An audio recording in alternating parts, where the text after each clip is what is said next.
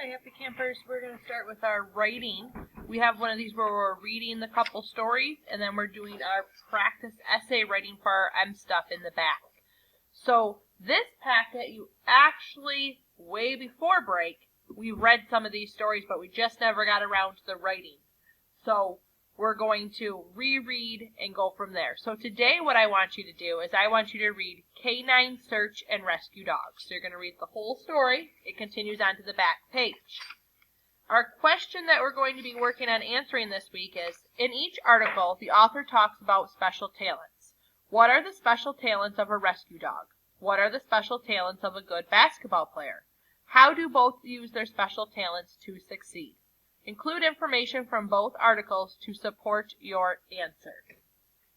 Okay, so today you're just doing your reading of Canine Search and Rescue Dogs.